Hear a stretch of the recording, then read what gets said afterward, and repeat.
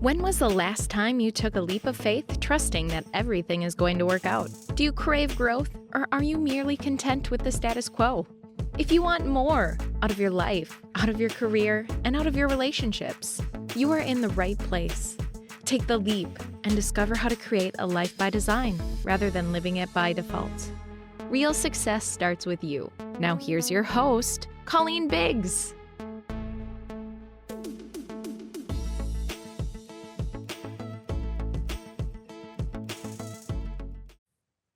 Hello, listeners, and welcome back to another episode of Take the Leap. I am your host, as always, Colleen Biggs. And in our last episode, 149, we were talking about one of my favorite subjects, which is money. I love money because it lets me be the most I can be. I love money because it's always there for me when I call. But we talked about the strategy of understanding your accounting side of money in your business and how important it is that we work hard to make that money.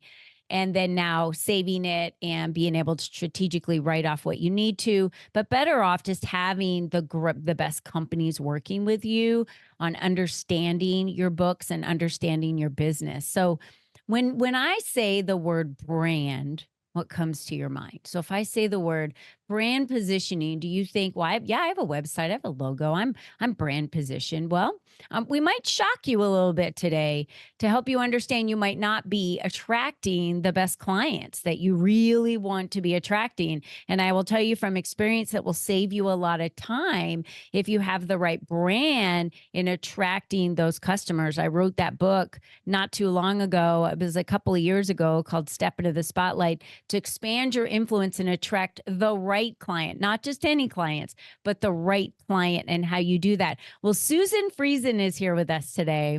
She's going to be sharing all about brand positioning.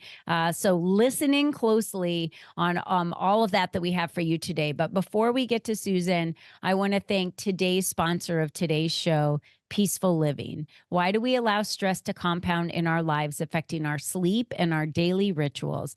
The truth is, we all live with stress, but imagine what it would feel like to not suffer from stress. Are you ready to feel better, sleep better, and change your overall relationship with tension? Peaceful Living can help you bring more peaceful moments into your day. Peaceful Living offers simple tools, live streams, and on-demand classes, and a customized self-care success plan. Imagine if you had a simple way to slow down and restore your energy without taking big chunks of time away from your schedule. We know it's possible, and we're here to help, and the founder, Roberta Hughes, will be your guide each step of the way. So visit Peaceful Living at the link below to begin your journey with a free membership. Use code LEAP to receive your first month free. And I can tell you, she was just on the news not too long ago and gave 3 quick tips of things that you can do in 60 seconds or less during your day to bring a peaceful moment. So we all have time for 1 minute to do that. So thank you, Roberta, for being today's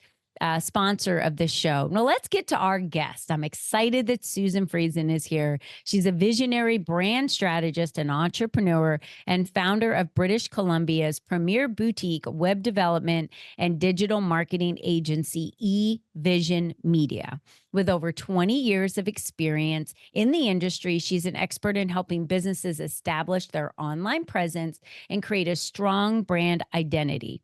Her passion for empowering female entrepreneurs to succeed in the digital world has earned her reputation as a leading authority in the marketing industry. Susan, welcome to today's show. Oh, thanks for having me, Colleen. I'm so looking forward to our conversation today. Yeah, when we talk about brand, we could probably talk about some of the big ones like Nike, the Swish, right? Just do it. I think we all kind of know what that brand is standing for. They're attracting that athlete. They're attracting that individual that is using those shoes or that brand as a kind of would you say it's a mark of someone who is just do it, right? I'm just going to get out there and I'm going to run for the first time or play basketball for the first time or swim or, I'm going to get out there and do it. And I know there's Starbucks is a good example, personal connection through asking your name, writing your name on the cup, and then calling you by name when you come to get your coffee. Where I know, for instance, BlackRock or, Dutch Bros, they don't do that. They just ask you if you had a medium almond latte. And then they hand it to you out the window or put it on the counter. So you haven't had your name called. So I know those are a couple examples, but Susan, I know you've got many more examples and examples of clients that you've worked with that I'm sure thought that their brand was perfect for them. And you were like, well, maybe not so much. So why brand positioning? Let's just start there. Why? So I'm going to actually start with those examples that you made, because those examples are big corporate brands. They have spent millions and millions and millions of dollars positioning that brand so that we have that immediate sense of, I know exactly what these guys are about. But then when we go back down to us little solo entrepreneurs and the small business owners, we can't relate. And so that is why I am here today, to help you relate to how does that relate to you without having to spend the millions and millions and millions of dollars. So brand positioning really is everything and anything that has to do with any kind of a touch point with your business. So you made Starbucks as an example. Every time somebody orders, a latte, that touch point is part of their brand positioning. It's building community. It's making you feel welcomed, making you feel special and important. That is all brand positioning. So it isn't just your logo. It's not just your website. It's so much more than that. And I fear that a lot of entrepreneurs, especially, those who don't have much of a budget, they just kind of bypass all of that. And they're really doing their business a disservice when they bypass the analysis and the strategy that needs to go into their brand, because otherwise they're really just throwing spaghetti on a wall when they're trying to get more leads and sales. Yeah.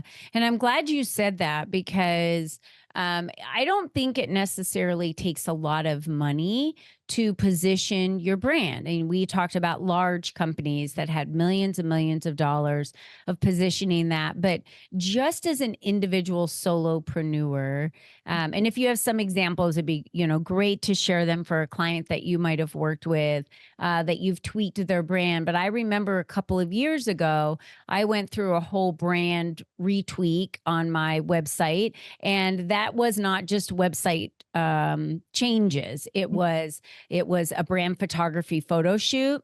It was colors. It was my message. It was tweaking everything to be very aligned to attract specific individuals to me that are female small business owners, that are launching a business, launching a new service, that are really looking for that guidance to be able to take a day, an hour, 90 days with me to be able to take action very quickly and move that to monetization. It's very clear on my website for anybody who were to read that, right? And the colors support that action, and the messages and the way that you float the events, that all of that support it. And I worked with a company that helped me with brand positioning. Why? Because that's not my expertise. And they were able to share with me their points of view, what they thought were the best colors. They kind of went through all of that with me. I'm assuming, Susan, you do that with your clients when they come to you now. Are you having clients come to you that have nothing at all? Or are you mainly working with clients that have something and they've started and now they're like, how do I position this for who I want to work with? Yeah. And everything that you say is absolutely what we do. And we work with two kind of camps. One camp is mostly female entrepreneurs, and they have a vision, and they know that they don't know everything that needs to happen in order to make that vision come to fruition. So they hire people like you, they hire people like us to build that strong team around them to help them not waste any money and time and effort in their startup. And then the second kind of group is the people who went the cheap, low cost route. They hired somebody from Fiverr to do their logo with the pretty colors that they love, and put up a Wix templated website and figured, okay, I'm good to go. Let's bring in all of the clients. And after years of struggling, they realize that it's just not working. And then they come to us and go, okay, what's wrong?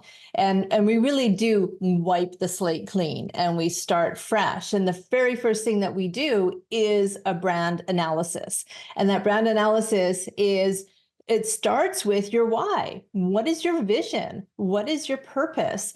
And we do all of those vision and mission and value statements. We do those right off the bat. And we also get into the ideal target audience analysis. I mean, you can't run a business without knowing who it is that you ideally want to work with.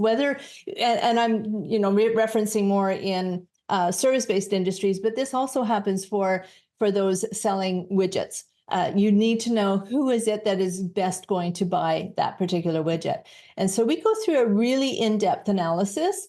And throughout that process, it's actually really rewarding for me because all kinds of light bulbs are going off for the client. They go, oh my gosh, I didn't even think about it from that perspective. And it gives them the clarity that they need on what is their brand voice, just what you were saying, Colleen. What is it? How do I need to present our business in order to give the right messaging, the right resonance, the right way to build that trust that clients need, or prospective clients at that point, in order to make that next step and have that conversation with you. Because trust is actually the biggest hurdle that we need to overcome in today's economy.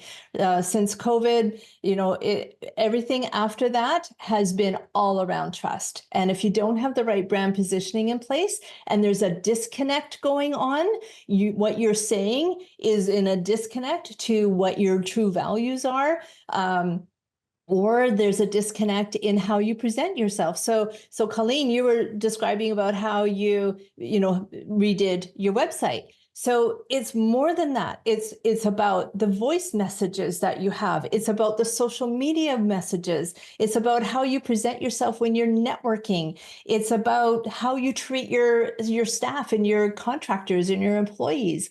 It's about every single touch point that has to do with your business, and you have to embody all of those statements, the visionary statement, all of those statements, mission statement, to really build that trust that we all need in order to run a sustainable and successful business. Yeah, I agree. And you gave so many amazing nuggets just in that conversation that we had right there about brand positioning. And one of the things that you said was consistency across all platforms.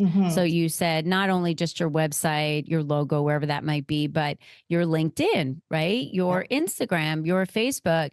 I've seen several people where when you go to their different sites, they have different photos, profile photos on everyone, different backdrop photos on everyone.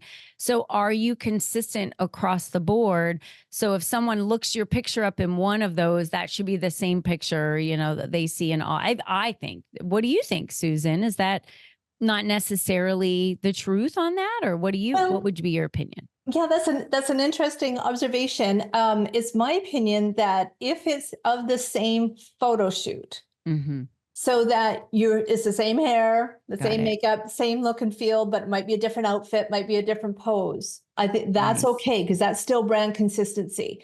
But if you have a photo from one photo shoot on LinkedIn and one from 5 years ago from your past photo shoot on Twitter, then that's an inconsistency, especially if you have changed too. Oh, yeah, that makes total sense. Here's the other thing, Susan, I would say is there was someone who was a stylist, and she dressed people for a living. And here was something very interesting.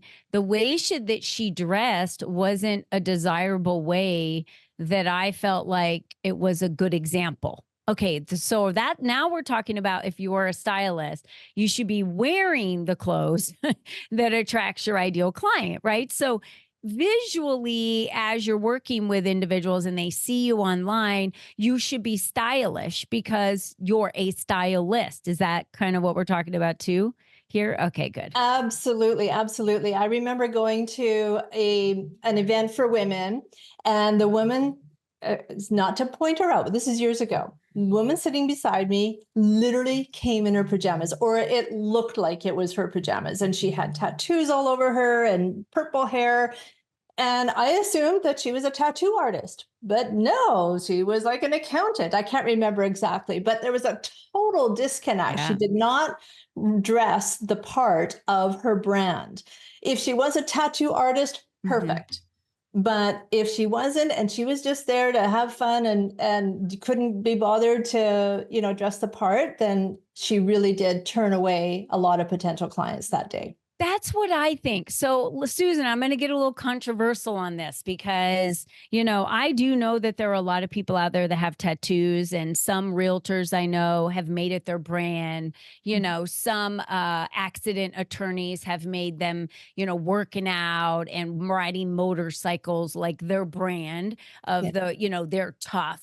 On the system, whatever that tagline is. And that's kind of become their brand, right? Sure. So I would imagine they would attract a lot of individuals that rode motorcycles, a lot of individuals that might have been in motorcycle accidents because it's personal injury and all of that. But I also feel that if you have a specific brand, I have a client and she does yoga, meditation, and Pilates. She's Mhm. very elegant and she has a very luxury brand. Everything about her is elegant and luxury. And she wears very, very high end workout clothes. Mhm. And they're always beautiful with the zip up jackets that go over top of the shirt and the pants. And so I even tell her when you go to networking events like at eWomen or something local that you're going to, I feel like she needs to wear her brand. And a lot of other people will tell her, no, you need to match the ladies in the room and dress up like them. And I No. constantly say, no, I'm sorry, but in my heart, I don't agree with you. Her brand is this. This is her brand. It's who she is. It's what she wears every day. That is her uniform at work. It is everything that she does. And she wears it beautifully. Like Yeah. she just exemplifies luxury in the way she dresses. So if Mhm. she's dressed like you or I, how is anyone going to know she's a yoga instructor? It Right. just wouldn't make sense. If you're a CrossFit teacher and you're teaching 5 CrossFit classes a day, you probably walk around in workout outfits all day because you're sweating, you're working out, you're going to the, grocery store and whatever you're in. So Yeah. people would know like, oh yeah, I own a CrossFit gym. I teach workouts all day. That's what I do. Yeah.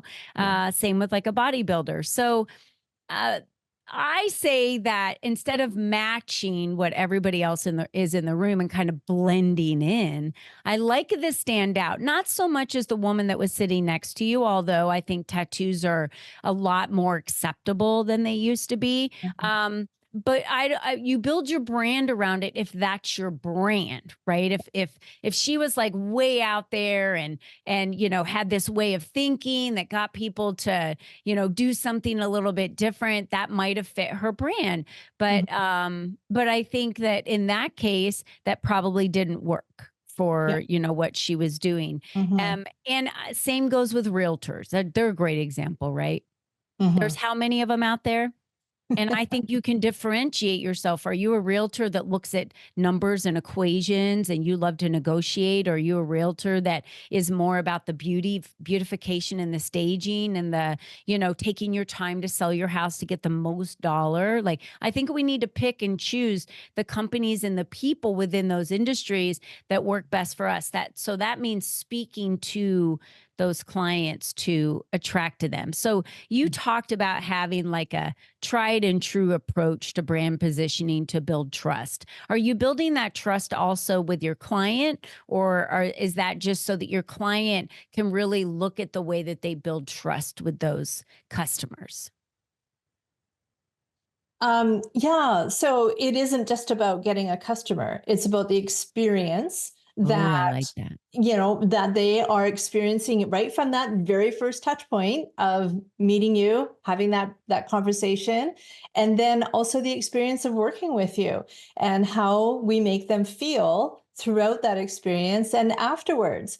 So branding really is, and I'm going to really miss this quote, but it's the essence of what people say about you behind your back. And I know there's somebody famous who said that. No, so I won't take that quote, but that really is, it's the experience. And that experience is everything that we do is going to bring trust into that, that experience for the client or customer. And it's really important. I should mention that there, we're talking a lot about the visual part of our brand, but there's actually way more to it. There is a visual, the colors, the fonts, how we appear, everything else from that perspective. But there's also the audible component of our brand, how our voice is, how we come across, what words are we saying, and all those kinds of things. What music we choose when we do a TikTok video or anything like that, right? And then there's also the written word. What messages are we saying on social media? How are we writing our articles? Is your brand personality coming through, or is there a disconnect? And then there's that emotional part of our brand too, that visceral feeling that people get when they encounter your brand. What do they feel? What is your brand evoking in them? Is it hope? Is it happiness? Is it excitement? All of that, or especially like when we do the brand, analysis, we want to know what emotion we want people to have when they encounter your brand. And then we need to, expand on that and make sure that every touch point that we do kind of helps elicit that kind of an emotional response. Oh, this is all juicy stuff. That's why you're the brand strategist, Susan. Really, right. I mean, evoking an emotion, that's really what triggers someone to buy. Yeah. Right. It is because they have a problem. You've triggered an emotion in them. They want that so bad and they need that. And that's why they're going to purchase. So it's beautiful. All of those different elements that you've kind of woven together that are so important. So if you're asking yourself right now, I don't have all that. I don't feel like when I look at my website or, people aren't buying because there's no emotion that's being evoked. There's really nothing appealing. So I think it's important, Susan, that you mentioned all that. What is one piece of advice you would give our listeners of something that they could just, think about looking at now to see if they are really positioning themselves to attract their right client, they're putting out the right message? What would you say for them to do to kind of like audit to see if they are?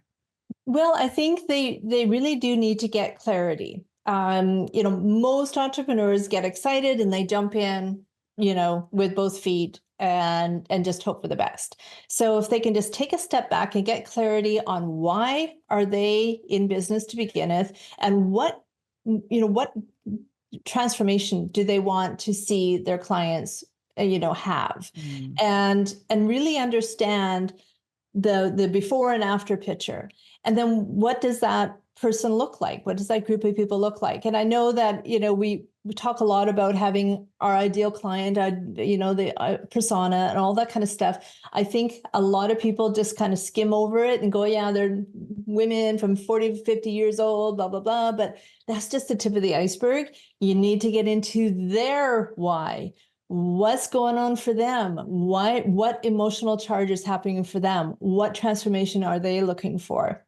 So we really need to dive deep into that. And that's, and just doing that and then taking a look at what you have in place. And is there a disconnect?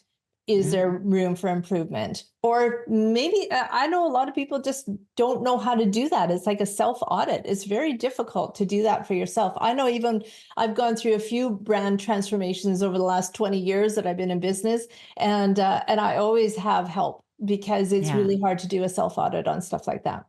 Well, they're in luck today because you're offering a free website review and an hour consulting.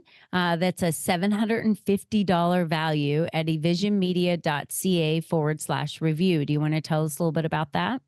Yeah, Right. like I said, this is my passion, and I do charge people $750 to do this, but I just really need people to understand just how important this is. So I will Yeah. do a recorded video of my first impressions of your website homepage and let you know, okay, well, this is the vibe I'm catching from your website, and just pointing out some things that I feel there could be room for improvement.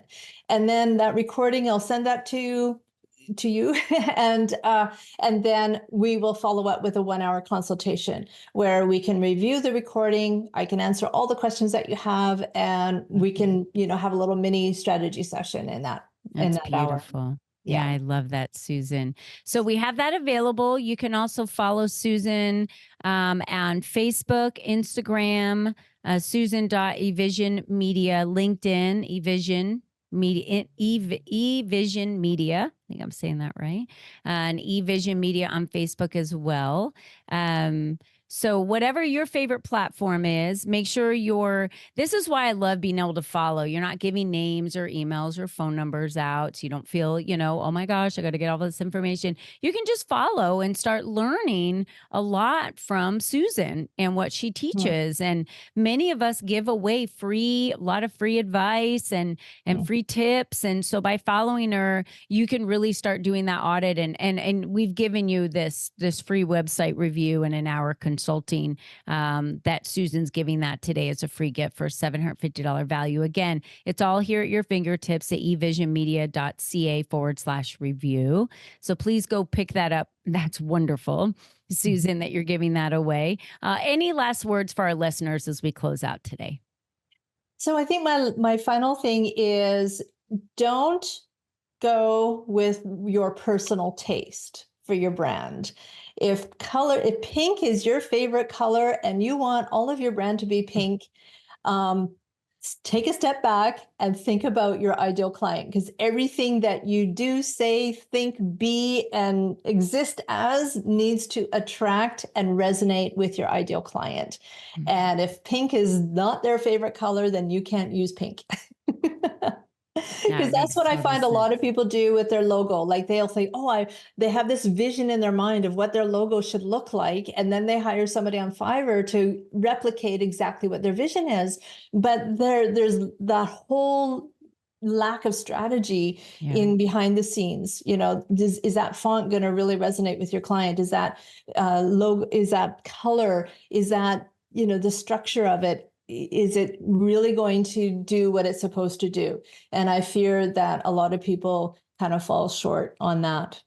I agree. Yeah, I totally agree. Great advice today, Susan. Thank you so much for everything you shared. And for our listeners out there, remember, you're the only you that's ever been. You're the only you that will ever be. If this is your baby and your business, you're going to want to attract the right people. And trust me when I say it's easier to attract your ideal client than it is going to be for you to go out there and do fishing with not having the right positioning of your brand. How many brands do you know out there that you're not sure what they do? There's one right here in Scottsdale that I drive by, and it's called Lunchbox.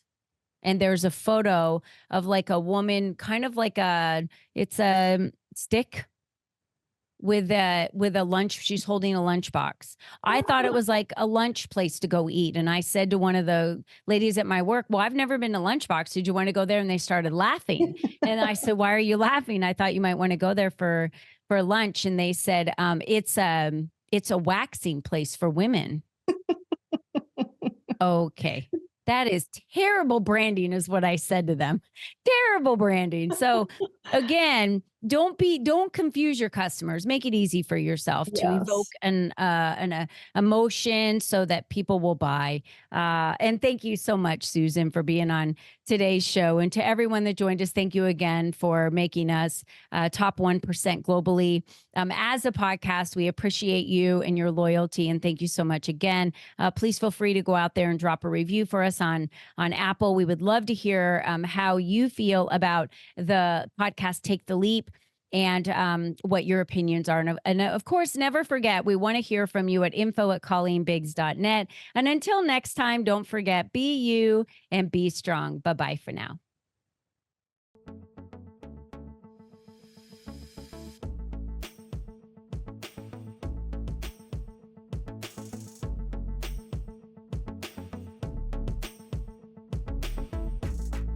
We hope you enjoyed our show today, as our guests shared their secrets on designing their life by taking the necessary leaps to expand their influence and attract the right people and clients into their lives. To start these easy steps for yourself, be sure to visit www.colleenbiggs.net/freebies to download the 7 ways to increase your exposure today.